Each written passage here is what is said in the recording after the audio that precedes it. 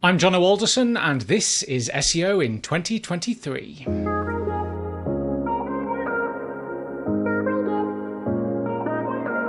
Jono, what's your number one SEO tip for 2023? My number one tip is to use structured data to market to machines so that we can get permission to access an audience. Wow, that's wordy, isn't it? So what machines are you marketing to? Well, I think that the simplest and biggest one is Google, but also increasingly a raft of essentially omniscient AIs that we have to convince that our products, our services, our brands, our propositions are a good fit for their audiences. Otherwise, they don't have an incentive to rank us, to include us, to surface us algorithmically. And I think that obviously algorithmic sorting and processes have been around for forever, but increasingly we're seeing a step change where it's not about where do they rank us, and it's more about do they include us at all, and what are their criteria for excluding people entirely. And if Google says, you know what, your price isn't right, or your reputation isn't good enough, or you have quality issues, and they say, actually, we're not going to feature you in all these emerging rich result formats, and we're not going to feature you when people are discovering things on, say, Google Discover, then you don't have a way to access an audience. You can't market, you can't spend, you can't advertise. These people never see you because you don't have permission to reach them. I think that's a really huge transformation in the way that marketing works. Omniscient AIs, there's a phrase for you.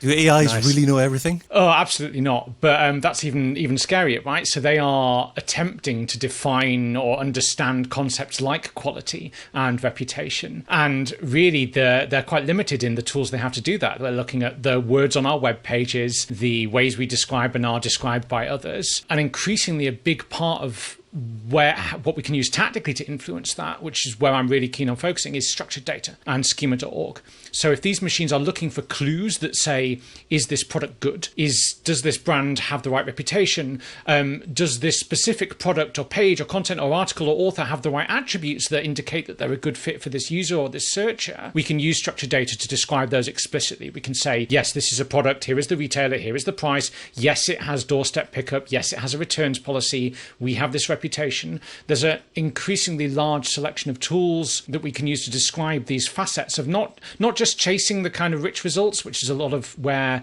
the SEO industry tends to focus when it comes to schema, but really holistically and extensively describing who we are, what we stand for, what we do, and all of the attributes of all of those things in a way that these omniscient AIs can then parse and understand and use to decide, should we show this brand or should we show that brand? Does this brand meet our criteria? These are the clues they're looking for. So what would you say to an SEO that says, if you just focus on people, the machines will follow? I think that's a lovely sentiment when it comes to content and product market fit and branding and messaging, but it does overlook the fact that the way we access audiences has changed. We need to start thinking about Google and Facebook and Pinterest and Twitter, etc., as bouncers and gatekeepers of their own audiences. They are choosing what those people get to see. And yes, the secret to accessing and solving those users' problems is to do stuff that they want, stuff that's valuable and good, but we have to do that in a way that considers that there are systems that will decide whether or not we get to play. So that's part of the right way of thinking, but it's not all of it. So what structured data is absolutely key at the moment? As much of it as you can possibly and reasonably implement in a way that's meaningful. A lot of people are just kind of scraping the surface and they're saying, oh, Google supports star ratings for recipes. We should go and copy paste a snippet that we found online for some blog post and whack it on our pages. Great. You get some of the tactical rewards,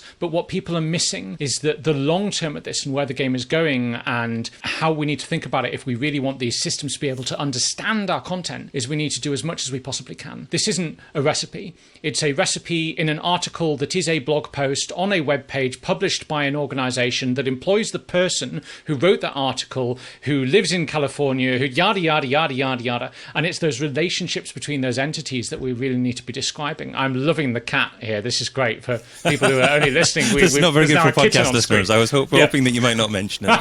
But how would you install that structured data? Is there a best way to install it and manage it?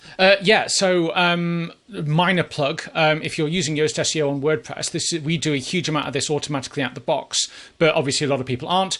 If you're not, well, in fact, if you are, you can take what we've done and built on it. We have an open standard and an API that you can use to customize and extend it in a way that is logical and sensible and extensible and stable. Like a lot of what people do is like copy paste some stuff into Google Tag Manager or something, and it breaks immediately because your product goes out of stock or your number of reviews change and no one's updating it. So you can systemize it that way. If you're not a WordPress person, go and look at our documentation. I've spent too many hundreds of hours writing stuff on developer.yoast.com. We've standardized the approach and described how we do it. So even if you're doing fancy JavaScript stuff that's nothing to do with the WordPress ecosystem or Yoast, you can take the approach that we've defined and use that to build something equivalent in your own ecosystem. Yeah, we've thought a lot about like the business logic and the mechanics of how this should work rather than just go copy paste whatever's in Google's documentation, because that only really gets you to step one. So what are some key SERP features or other areas that display your content because of structured data that you're seeing at the moment? So one of the biggest things I think people are underestimating is the impact of Google Discover,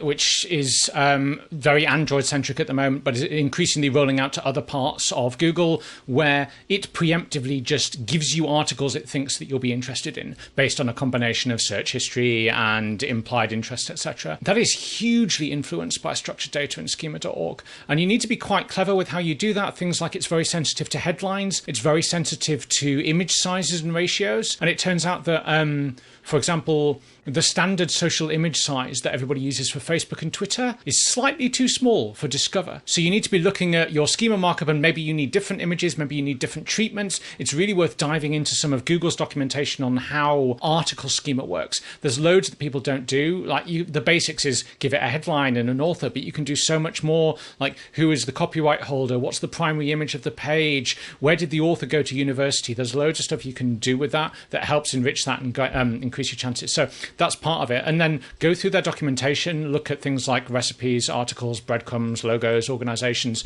and do as much of it as you can. So for an SEO that hasn't really explored Google Discover much, what should they be doing to actually explore the possibilities? And what do you think the future of Google Discover might be? Are we looking at the initial stages of perhaps even some kind of social network here as well? Oh, I hope not. They've tried this before, right, and it's not worked out well. Maybe, though. I think one of the things we do see a lot of is Google talking about journeys, where they're trying to understand that if I'm, I don't know, planning on buying a car, I do 20 searches over 20 weeks on 5 different devices in multiple tabs at once, and that many of those contain searches, but there's one kind of overarching journey that I'm going through, and they're trying to understand those discrete behaviors and processes and then marry those up so that they can help guide people on what's the next step and what are the best results. I think that a combination of something, either Discover or something like it, where they're preemptively saying, hey, this might be useful for your next step, and structured data for things like articles and news and describing what your page is about is going to be really impactful, because there's a whole bunch of exploration around what replaces cookie-based marketing, right? And one of the potential routes is a system whereby websites and users exchange information about what content they're interested in and what content the websites publish. Schema is going to be a huge part of that, like describing accurately what your content is about, and not just, oh yeah, my site writes reviews about cars, but this web page features and mentions these topics which are related to these entities, which this author has expertise on. Joining all of that up and starting to think about the technical aspects of how we tell our stories, I think is going to be really key. This is where I see this is the next level. This is beyond just write good stuff for users. This is about marketing to machines and using their language so they can understand and then say, okay, now you can market to our users. So what does this say for the future of search? Because I'm imagining something similar on Google as is on Amazon after you purchase something at the moment. People who bought this also bought this.